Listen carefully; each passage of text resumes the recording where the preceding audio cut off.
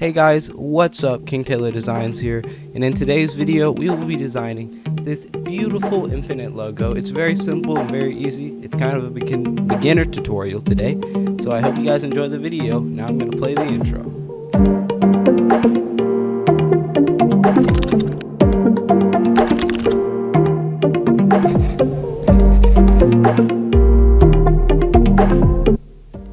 Alright, so let's get right into the video. First off, we're going to need to create a new document in Affinity Designer. We're going to make sure that our document units are set to pixels, and I'm going to click OK. I'm going to wait for this document to load up, and I'm just going to go ahead and zoom in by holding control and rolling up on my mouse wheel. And the first thing we're going to come down to is this little this would normally be a triangle. It's set to triangle on default, but for now it's a diamond. That's just what I have the preset to, so we're going to go ahead and select the diamond and hold control and shift on my keyboard to drag out a perfect diamond. And I'm going to go ahead and control and drag this over. I'm actually going to change the colors of these to something a bit more punchy. For now, we're not going to be able to see them anyways, but yeah, anyways, I'm going to go ahead and click up. I'm going to go ahead and drag on both of them and click up here and click add. And then I'm going to go ahead and press C on my keyboard, and we're going to see these nodes. I'm going to click on all the outer nodes, all the nodes except the one in the middle. I'm going to come up to the corner type and change that to rounded. I'm going to go ahead and click and drag this all the way down. Press V on my keyboard to bring up the selection tool, and now we have our basic infinite shape.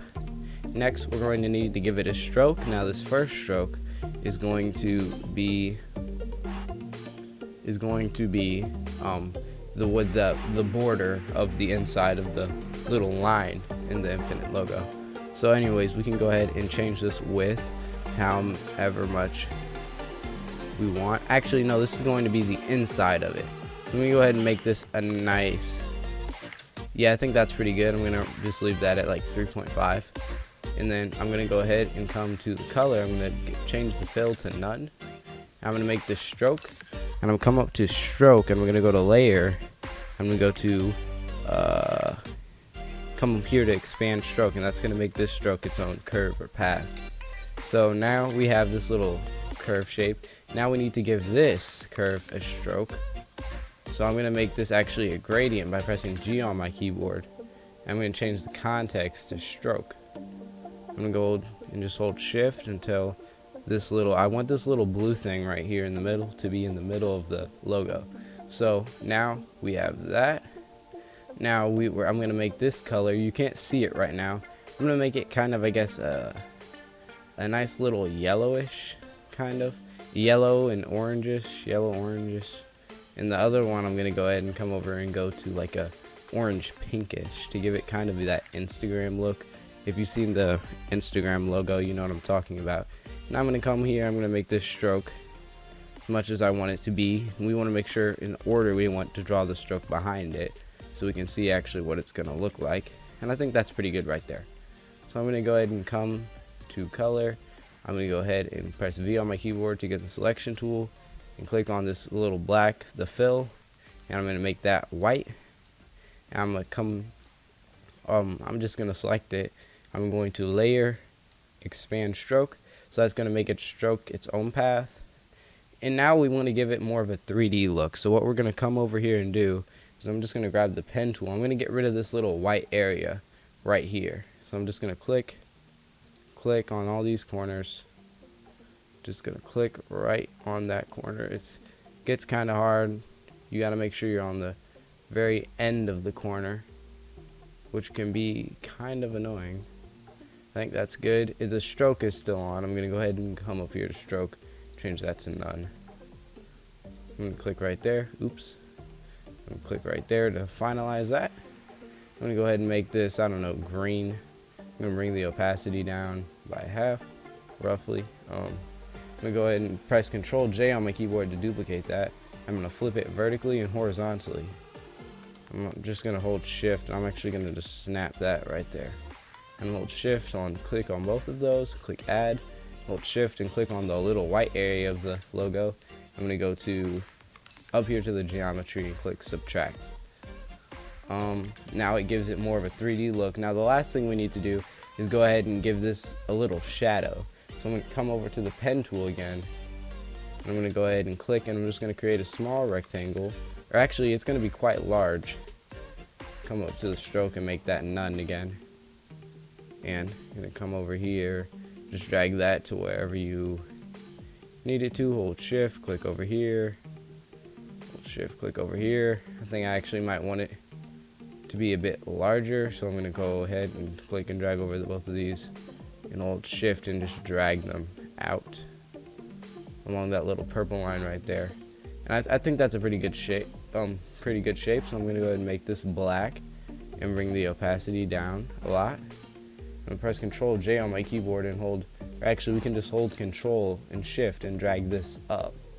And when I hold Control and drag on shapes, it creates a duplicate of them, just in case you were wondering. So we'll click Add on these. I'm going to go over to that gradient tool.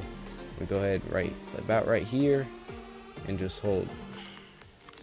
Click right here and just hold shift. I don't know why it's not working right now. Hold shift and just drag that all the way over. And then we go ahead and make a little stop in the middle. And basically this one's going to be black. I think I want it to be black about an 80 or 70%.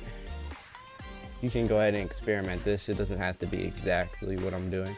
I'm going to go to these outer stops and make this opacity 0. So it gives it a nice little fading shadow look. I'm going to go ahead and make that black again.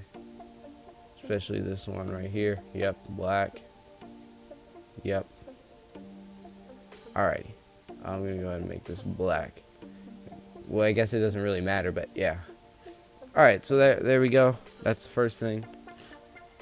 Now we can go ahead. This is the first Infinite logo that we made. Now I'm going to go ahead and make one more. It's going to be a bit more flat style, so I'm going to just drag this over, I guess. I'm just going to go ahead and move everything to the front so it's all in its own group. And now I'm going to go ahead and click on this little shadow right here. I'm going to go ahead and press A on my keyboard to bring up the nodes tool. I'm going to go ahead and select all these and just delete them. I'm going to go ahead and make this, instead of having a gradient, I'm just going to make it black. And I'm going to go ahead and click and drag on these and hold shift and drag them in. I'm going to press Control J on my keyboard to duplicate it. Press V and hold shift and just drag it up and snap it like that. Then I'm going to go ahead and add these together by pressing, hold on, yeah, let me just make sure this is properly aligned. Just had to make sure. I'm going to go ahead and add these together and just make the opacity about 50%. Actually, I'll make it a little bit lower. I'll make it like 30. Alright, and now we can go ahead and come to the fill, and we're just going to make this, I don't know, like a violet like that. And there we go. That's the end of the tutorial. We've created a nice looking 3D Infinite logo and a more flat style looking Infinite logo icon. So hope you guys enjoyed the video. This is an easy tutorial with Affinity Designer for if you're a beginner or something. Make sure to share the video, like it, and subscribe to the channel if you're not. I guess I'll see you guys in the next one.